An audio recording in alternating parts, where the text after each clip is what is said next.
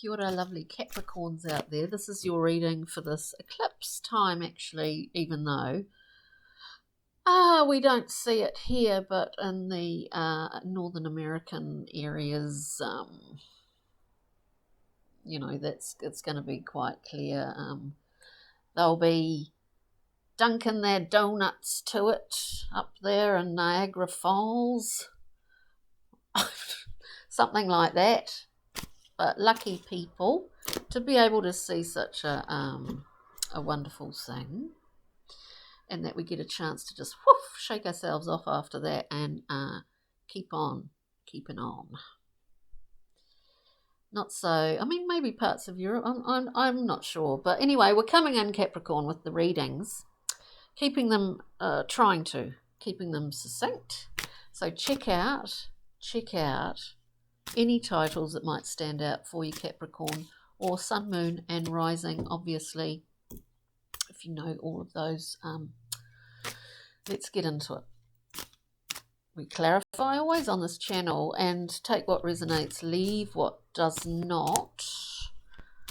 Let's do it, Capricorn. Now, in all these readings that I've been doing today, we've been getting death coming out all the time, which makes perfect sense to me. The other card that seems to be coming out all the time, and no, it's not because I'm not shuffling properly, because I always shuffle properly. The other card that's been coming out is the Ace of Cups. Anyway, Capricorn, let's see. We'll put those there. We'll pull these ones up and we'll talk about it. We all know what death is about. It's about a letting go. It's about cleaning and clearing in order to make space for something new. Everything has its use-by date, doesn't it? So we've got death coming out here. As I said, we always clarify on this channel. Beautiful representation of death. We then have the Fool. Now, there's something here that's kind of self-explanatory, isn't there? What does the Fool do? Takes off on another journey, not anchored by anything from the past, because in some ways it's a fresh slate. Now, as humans, it's quite difficult for us to look at any given period where there's a lot of change and that we do let certain things go. It's hard to feel like we're a blank slate, especially on an emotional level, I guess, because we've got all those memories of all those sort of feelings of the trials and tribulations of life, and they just sort of get filed away because they can never really, in my mind, be released. Like, they can be processed and remembered, but we can never fully make them disappear, can we? Because all of those things make up who we are, how we are in this present time. Anyway, so I guess, letting stuff go with this wonderful ability to take off again, to take off with a new perspectives, with a new vision, maybe. Because there's always a goal somewhere in there. There's always an intention, maybe of doing things in a different way. We then have the beautiful Ace of Cups. As I was saying, this is the other card that keeps coming up in all the readings. How expansive can we be with this energy? Because it is a very... it's a force, it's an essence, it's a gift that we form. We channel it out there. Each and every one of us, Capricorn. So let's just have a look. Let's have a look. Let's have a look at death.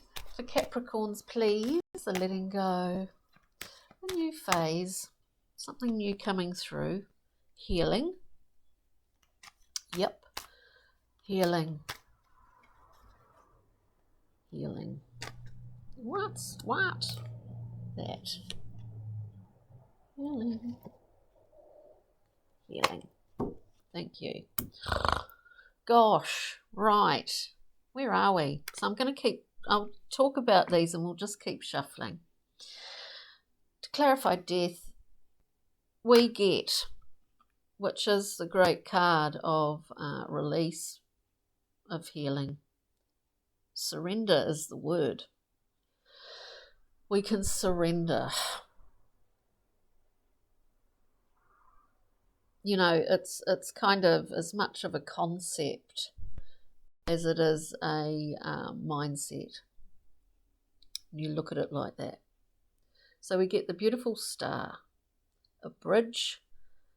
I mean, a bridge between this physical, earthy earth and the wider cosmos. I mean, and this is an eclipse going on. Well, I think it was technically going on maybe a few hours ago, NZ time, earlier. An Aquarian card, a card of surrender, and because of that, healing. We really feel connected. Now, we also had, coming out with that, maybe this is an aspect of ourselves that we have understood a bit more, Capricorn, and therein lies the healing of the star. The wounded, the victim card, really. I mean, it's the 5 of discs. We're talking about choosing to be left out in the cold, choosing to not go into the warmth. It's an archetype that we all have as humans, so we can all relate to it and how it plays out in our lives at any given time. We can be aware of it. Because if we're not aware of it, that victim turns into the bully. And are we not seeing that played out at this point in time in an abomination? So that's all I'll say about that. Capricorn, we need to understand that. And you do. And we have the beautiful star, the surrender. Whew, gosh, that feels better, doesn't it? Let's have a look at the Fool. New journeys, fresh starts, new growth. I mean, we're talking like a very, when you look at the Fool and the Thoth deck, we're looking at a very, very prominent cod piece, you could say, Capricorn. We're full of fertility here, fecund potential. So what do we get? What do we get? We've got the practical skills to be able to, when I talk about the Fool, does it really have, or she, is there an intention? There's an intention to learn. There's an intention to take on the unknown in some ways, to be open to new experiences here, Capricorn. So 2 cards justify it. Clarify it. We've got justice. We've got balance. We've got natural law, this natural rhythm that occasionally the lady in red has to enforce. But as I said, we've got the practical skills here. The Knight of Pentacles, the Knight of the Land. The land has its own timing, just sort of like we do. And the steadfast tiller of the soil he's a great manager, getting what comes into fruition, getting it distributed out to the right people. This is part of the Fool's journey, is to be of service, Capricorn. It's nice. Now we're looking at this Ace of Cups. Ace of Cups.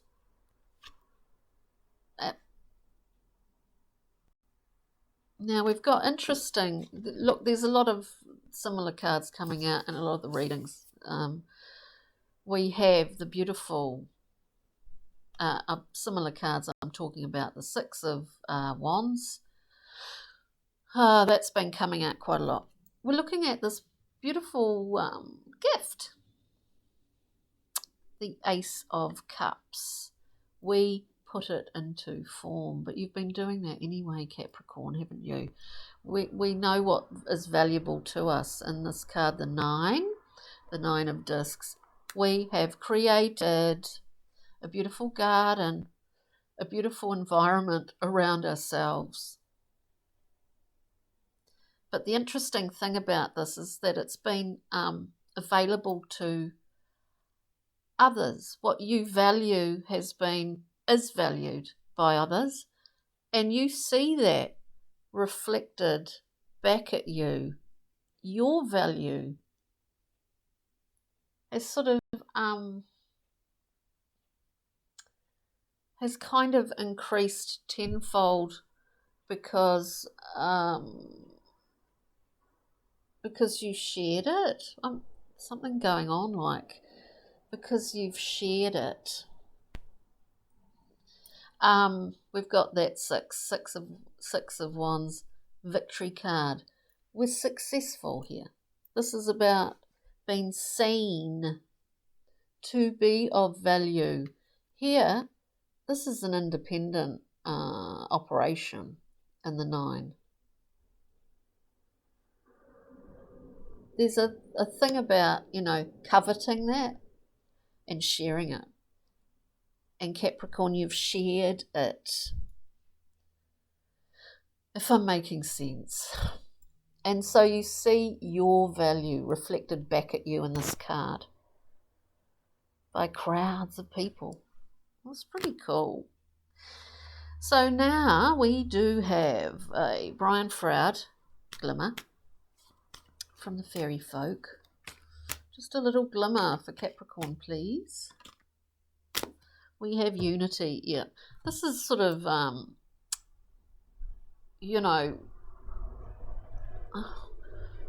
just had something. There's always something going through and then it disappears. The card of Unity. So we've got this lovely glowy egg that's just going to make its way.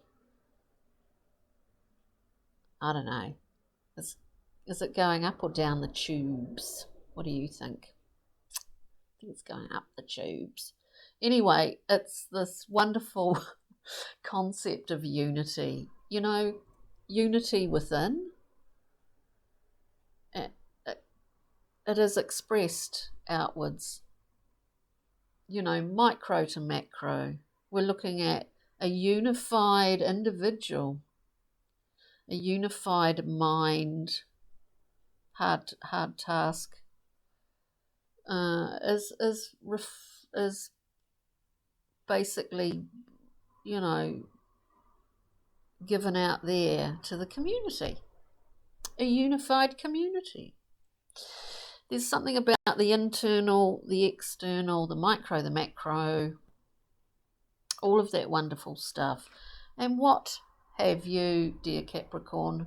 Rock, mineral, crystal you could carry with you in your mind's eye today. You have, wow, sapphire, channeled wisdom, psychic ability, self-expression, and destiny. And what is destiny all about? Destiny is all about choice. And you make up that with your choices, don't you? On that note, Capricorn, take good care over this week. Have a wonderful, safe week. Ka kite, bye.